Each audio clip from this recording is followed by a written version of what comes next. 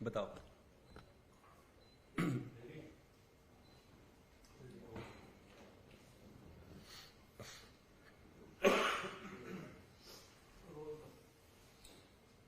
जैसा कि आप सभी को मालूम ही है कि जब पहली बार इंडिया अलायंस के आइडिया को देश के सामने लाया गया था तो पूरा देश उत्साहित हुआ था।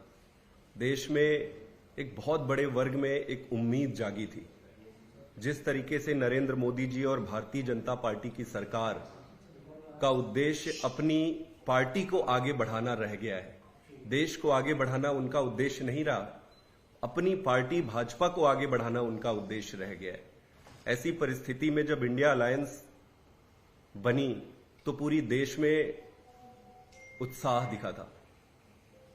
इंडिया अलायंस का उद्देश्य यही था कि देश हित में सभी घटक राजनीतिक दलों को एक साथ आकर अपने स्वयं के राजनीतिक हितों की चिंता किए बगैर देश हित को ध्यान में रखकर इंडिया अलायंस को चुनाव लड़ाकर और जिताकर इस देश को एक अच्छी सरकार देने की सोच रखी गई थी। हम भी जब इस अलायंस में आए तो हमारी भी एक ही मंशा थी कि अपने हितों का नहीं सोचना है, अपनी पार्टी के हितों के बारे में नहीं सोचना है, देश के बारे में सोचना है। देश इंपॉर्टेंट है, पार्टी इंपॉर्टेंट नहीं है। इसी उद्देश्य से हम भी इस अलायंस में आए। आज शुरू में ये कहना चाहता हूं कि हम पूरी ताकत से, पूरी ईमानदारी से और पूरी लगन से इस अलायंस के हिस्सा है और इस अलायंस को सफल बनाने के लिए जो कुछ भी लगेगा, ईश्वर ने हमें जितनी भी शक्ति दी है उसके हिसाब से हम पूरी ताकत से इस पे लगेंगे। लेकिन आप ये समझो कि इस इंडिया अलायंस का उद्देश्य है क्या? इंडिया अलायंस का उद्देश्य है कि चुनाव लड़ना, चुनाव जीतना और देश को एक नया विकल्प देना। और अगर चुनाव लड़ना और चुनाव जीतना इस पूरे पवित्र उद्देश्य का आधार है तो आपके सारे जो चुनाव लड़ने से संबंधित चीजें हैं वो महत्वपूर्ण हो जाती है। समय पर कैंडिडेट की घोषणा करना, आपके कैंपेन प्लानिंग करना, सारे को एक साथ मिलजुल कर इस चुनाव को कैसे आगे बढ़ाया जाए उस पर बातचीत करते रहना। कांग्रेस पार्टी के साथ अलायंस की जो बातचीत हमारी सीट शेयरिंग को लेकर हुई थी, आप देखेंगे कि ये दो बारी ऑफिशियल मीटिंग हुई, एक 8 जनवरी को और दूसरी 12 जनवरी के आसपास। इन दो ऑफिशियल मीटिंग्स में जो चर्चा हुई, अच्छे एटमॉस्फेयर पे हुई, चर्चा हुई, सभी बातों पर चर्चा हुई, लेकिन उस पर निष्कर्ष कुछ निकला नहीं। आप देखेंगे कि इन दो ऑफिशियल मीटिंग के अलावा पिछले 1 महीने में कोई भी मीटिंग नहीं हुई है। 1 महीने हो गए मीटिंग का इंतजार करते कि अगली मीटिंग होगी, अगली मीटिंग में कुछ निर्णय निकलेगा और बात आगे बढ़ेगी। हमें बताया गया कि यात्रा चल रही है कांग्रेस पार्टी की, इसलिए शुरू में लेट हो रहा है, 2 दिन लेट होगा, 3 दिन लेट होगा। हम इंतजार करते रहे। इस बीच कई कांग्रेस पार्टी के प्रमुख लीडरों से मिलने का भी मौका मिला और उनको भी कोई आइडिया नहीं है, कोई क्लैरिटी नहीं है कि भाई अगली मीटिंग कब होगी। 1 महीने से ज्यादा होने को है। ऐसी परिस्थिति में अगर आपका उद्देश्य चुनाव जीतना है तो फिर मन में प्रश्न उठता है और चिंता होती है कि इस तरीके से चुनाव जीतना तो बड़ा मुश्किल हो जाएगा। और ये चिंता ही है जिसके कारण आज मैं यहां पर बैठा हूं और भारी मन से बैठा हूं। कोई हमें यहां पर आकर कुछ बोलने की और ये सारी चीजें करने की जरूरत नहीं होती अगर हम बातचीत करते। आप देखे होंगे पिछले कुछ दिन पहले हमने आसाम में 3 कैंडिडेट्स का अनाउंसमेंट किया था। मैं उम्मीद करता हूं कि इंडिया अलायंस उसको स्वीकार करेगी। ये 3 कैंडिडेट जो हमने अनाउंस किया है वो तैयारी कर रहे हैं। बहुत अच्छा रिस्पॉन्स है आसाम में, उनकी तैयारी शुरू हो गई है। समय को देखते हुए आज मैं गोवा, साउथ गोवा से भी आम आदमी पार्टी की तरफ से कैंडिडेट की घोषणा करता हूं। आम आदमी पार्टी की तरफ से हमारे लीडर वेंजी वेगास जो है, जो बेनुलिम से वहां के विधायक भी है, वो हम कैंडिडेट के रूप में उनकी घोषणा करते हैं और मैं उम्मीद करता हूं कि इंडिया अलायंस इसको स्वीकार करेगी, इसकी अनुमति देगी। आप देखेंगे कि गोवा के चुनाव जब हुए विधानसभा के, तो विधानसभा के चुनाव में आम आदमी पार्टी की 2 सीटें आई थी और दोनों सीटें साउथ गोवा में है। हमारे एमएलए वेंजी और क्रूज बहुत अच्छा काम कर रहे हैं, ये दोनों बहुत पॉपुलर है वहां पर। कांग्रेस पार्टी की भी आज की तारीख में सिर्फ 3 विधायक हैं, उनके 2 विधायक उनके भी साउथ गोवा में है और 1 विधायक उनके नॉर्थ गोवा में। इस हिसाब से साउथ गोवा स्वाभाविक है कि अगर कांग्रेस की 3 सीट है और आम आदमी पार्टी की 2 सीटें हैं, तो स्वाभाविक रूप से 1 सीट आम आदमी पार्टी को मिलनी चाहिए और उसी के तहत विनेबिलिटी को ध्यान में रखकर, विनिंग प्रोस्पेक्ट्स को ध्यान में रखकर आम आदमी पार्टी ने श्री वेंजी जी के कैंडिडेचर की आज घोषणा की है। इसी के साथ गुजरात में भी आज मैं 2 कैंडिडेट्स का अनाउंस करने जा रहा हूं। उनमें से एक है हमारे चैतर वसावा जी, जिसके बारे में पहले हमने आपको बताया था, और दूसरे हैं भावनगर से उमेश भाई मकवाना जी। तो भरूच लोकसभा सीट से चैतर वसावा जी और भावनगर लोकसभा सीट से मैं उमेश भाई मकवाना जी के उम्मीदवारी की यहां घोषणा करता हूं आम आदमी पार्टी की तरफ से। मैं उम्मीद करता हूं कि इंडिया अलायंस इसको स्वीकार करेगी और खूब मेहनत करके ये सीट हम जीतेंगे। गुजरात के विधानसभा चुनाव में अगर आप देखेंगे तो 5 सीटें आम आदमी पार्टी की आई थी और लगभग 13% वोट शेयर मिला था। कांग्रेस पार्टी की यहां पर 17 सीटें आई थी और 27% वोट शेयर मिला था। अगर इसको प्योरली साइंटिफिक हिसाब से और मेरिट बेसिस पे आप देखें तो आम आदमी पार्टी को 1/3 सीट मिलनी चाहिए और कांग्रेस को 2/3 मिलनी चाहिए। तो इस हिसाब से हमारे 8 सीटें बनती है, अगर आप प्योरली मेरिट को और विनेबिलिटी को परिप्रेक्ष्य में सामने रखें तो 8 सीटें बनती है। हमने 8 सीटें मांगी है इंडिया अलायंस से, कांग्रेस पार्टी से। आज हमने 2 सीटें अनाउंस करी है, बाकी की 6 सीटों का कुछ दिन के बाद विचार करके आपके समक्ष रखेंगे। कांग्रेस पार्टी 18 सीट पे लड़ ले और 8 सीट पे आम आदमी पार्टी लड़ ले, ये बड़ा मेरिट के हिसाब से, वोट शेयर के हिसाब से सबके सामने है। इस पे कोई लाग लपेट और कोई छुपाने की बात नहीं है।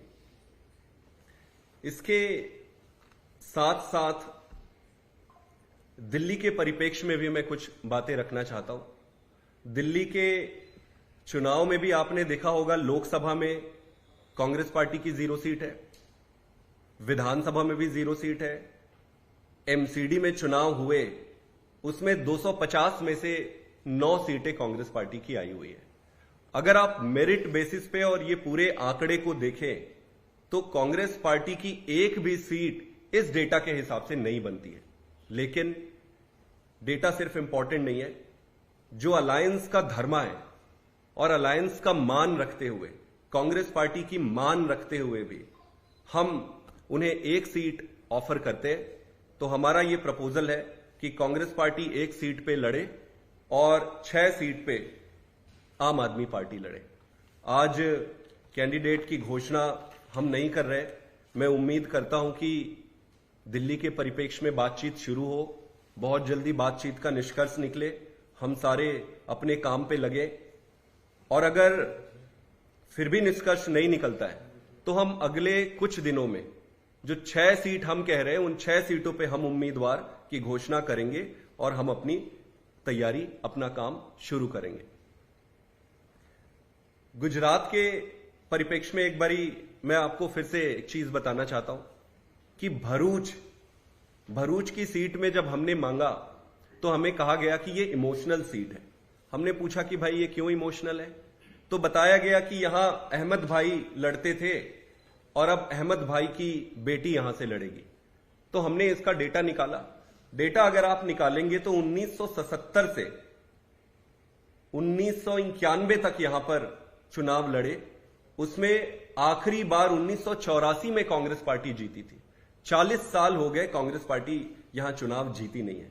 उसको भी आप छोड़ दो, 2019 में आप देखेंगे कि बीजेपी को 55% वोट शेयर मिले थे और कांग्रेस पार्टी को 26% वोट शेयर मिले थे।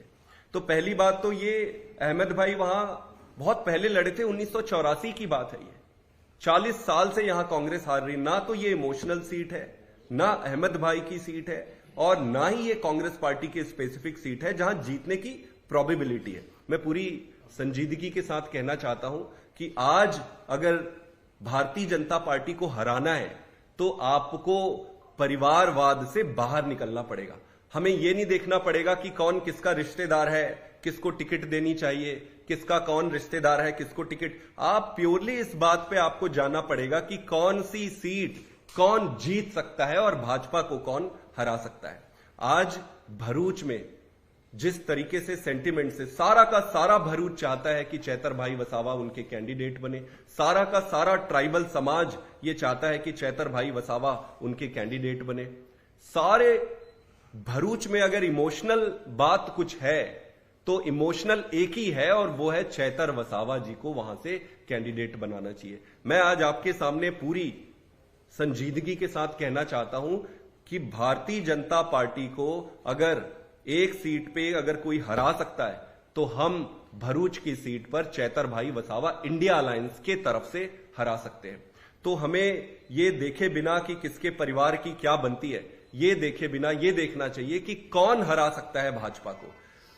हमें कहा गया कि अहमद भाई की बेटी है मुमताज जी। मुमताज जी दिल्ली में रहती हैं, उनका कोई राजनीतिक पकड़ भी नहीं है। तो मेरा यह मानना है कि ये कोई इमोशनल सीट, ना तो इमोशनल सीट है, ना कांग्रेस पार्टी की ये सीट है। इसी तरह से अगर आप देखेंगे कि हरियाणा में, चंडीगढ़ में बातचीत जल्दी शुरू होनी चाहिए और वहां पे जल्दी निष्कर्ष निकलने चाहिए। पंजाब के बारे में हमने पहले स्पष्ट किया हुआ है कि वहां पर दोनों पार्टियों के जो ग्रुप हैं, स्टेट लेवल के जो लीडर हैं, पार्टी है, उन्होंने ये तय किया कि अलग अलग लड़ेंगे। उनका सम्मान करते हुए हमने ये तय किया है कि पंजाब में हम अलग अलग लड़ेंगे।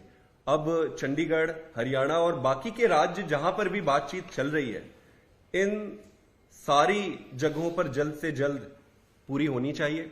मोटा मोटे आज हम साउथ गोवा से एक कैंडिडेट अनाउंस किए और गुजरात से 2 कैंडिडेट हमने अनाउंस किए। मैं फिर आपके माध्यम से पूरे देश के सामने और सभी के सामने ये रखना चाहता हूं कि हम अलायंस धर्मा के पूरा सम्मान करते हैं। हमारा उद्देश्य आज देश को बचाना है। आम आदमी पार्टी इंपॉर्टेंट नहीं है, देश इंपॉर्टेंट है। लेकिन ये देखना पड़ेगा कि भारतीय जनता पार्टी को कौन और कैसे हरा सकता है, इसी पर काम करना चाहिए। आज जो कुछ भी हमने ये अनाउंस कर रहे हैं, यहां आपके माध्यम से बात करने की जरूरत पड़ी है, वो बड़े भारी मन से करने की जरूरत पड़ रही है। उम्मीद करता हूं कि आगे की बातचीत जल्दी शुरू हो और सारी चीजें निष्कर्ष निकले। एक साथ मिलकर इंडिया अलायंस को मजबूत बनाएंगे और आगे खूब काम करेंगे। बहुत बहुत धन्यवाद। गोवा से कैंडिडेट है, ये बनोलिम कॉन्स्टिट्यूएंसी से एमएलए नहीं है। जी बिल्कुल। इसके बाद बेंजी बेगिस्तान में, बिल्कुल। इसके बाद दिल्ली में आते हैं संदीप। दिल्ली में क्या आपने जो मीटिंग के दौरान प्रस्ताव दिया था और अभी जो आप प्रस्ताव दे रहे हैं, क्या वो दोनों एक ही हैं या अलग अलग? प्रस्ताव बिल्कुल सेम है। उधर से कांग्रेस पार्टी की तरफ से मांगे आई थी, डिमांड्स आए थे, अलग अलग डिमांड्स आए थे। लेकिन उन सारी चीजों पे जब डिस्कशन होती, बातचीत होती, मीटिंग होती, तभी उन सारी चीजों पे निर्णय होता। हमारे तरफ से यही दिया गया था ऑफर, और कांग्रेस की तरफ से दूसरे डिमांड्स आए थे। लेकिन सारी चीजों का निष्कर्ष बातचीत से ही निकल सकता है। जो मीटिंग कई महीने पहले हो जानी चाहिए थी, उस मीटिंग का हम इंतजार कर रहे थे और उसी चिंता के कारण आज हम यहां आपके सामने बैठे। दिल्ली में क्या आप अगर इंतजार, कितने दिन इंतजार करेंगे? आपने डेडलाइन तय की है कि आप खुद कह रहे हैं कि आपको चुनाव में उतरना है, कोई डेडलाइन आपने तय की कि इतने दिन में जवाब नहीं आया तो आप उम्मीदवार की घोषणा कर देंगे? देखिए 4-5 दिन देखते हैं, फिर स्थिति को इवेलुएट करेंगे। देखिए हमारा उद्देश्य डीरेल करना नहीं है, उद्देश्य इसको कंक्लूड करके सार्थक तरीके से इसको निष्कर्ष पे लेके जाना है। सीट कौन सी है ये, बस ये और एक सीट कौन सी है दिल्ली वाली? वो आपको अलग से बता देंगे। जो आपने दिल्ली की बात करी, डेटा और वोट शेयर, वो एमसीडी चुनाव का वोट शेयर है, 2019 का जनरल इलेक्शन का वोट शेयर है, या असेंबली का वोट शेयर है, जिसके आधार पर कांग्रेस को सिर्फ एक सीटें मिलने की संभावना है? आप सारे देख लीजिए, आप वोट शेयर ले लो या फिर आप सीटें देख लो। आप सीट में अगर देखेंगे, लोकसभा, विधानसभा और 250 सीटें हैं एमसीडी की, जो सबसे नियरेस्ट है। 250 सीटों में 9 सीटें कांग्रेस पार्टी की आई है। तो टेक्निकली जिस आधार पर कांग्रेस पार्टी आम आदमी पार्टी को दूसरे स्टेट्स में देने की बात कर रही है, भाई वही रूल्स तो सबके लिए लागू होगा। तो उस परिप्रेक्ष्य में देखेंगे तो आज कांग्रेस पार्टी बिल्कुल कहीं नहीं है। ये डेटा कह रही है, हम नहीं कह रहे। हमारा कोई उद्देश्य किसी को दुख पहुंचाना नहीं है। हमें खुद अच्छा नहीं लग रहा है ये सब कहते हुए, लेकिन हमारा अच्छा लगना, हमारा बुरा लगना वो इंपॉर्टेंट नहीं है। इंपॉर्टेंट है चुनाव लड़ना और चुनाव जीतना। लेकिन जिस क्लियरिटी से आप बात रख रहे हैं, तो पैन इंडिया लेवल पर आम आदमी पार्टी गठबंधन में कितनी सीट डिमांड की थी जिस पर आप लड़ना चाहते थे अपने उम्मीदवार के साथ? हम पूरी तरीके से धरातल पे है, प्रैक्टिकल काम करते हैं, साइंटिफिक तरीके से काम करते हैं। जिस जिस सीट पर और जिस जिस जगह पर हम जीतने की काबिलियत रखते हैं, ईश्वर की कृपा से ईश्वर ने हमें जितनी भी ताकत दी है वहीं पर हम मांग कर रहे हैं। जहां जहां हमारा संगठन मजबूत है, जहां हम जीत सकते हैं, हम वही मांगे। सारी चीजें हमने कांग्रेस पार्टी को बताई।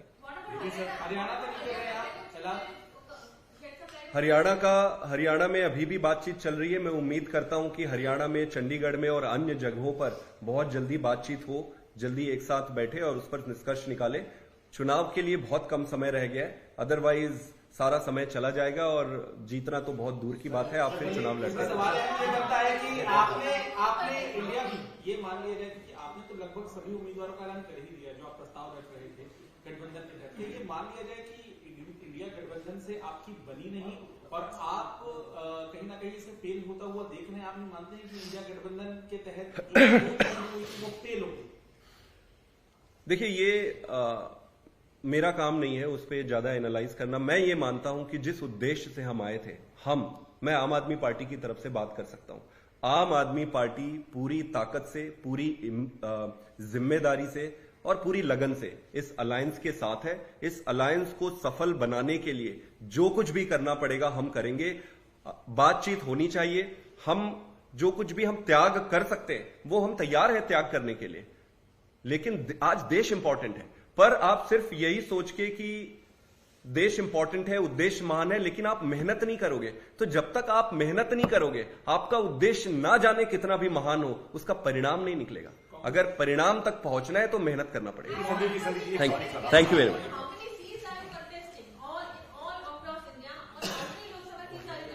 We will inform that later. Thank you.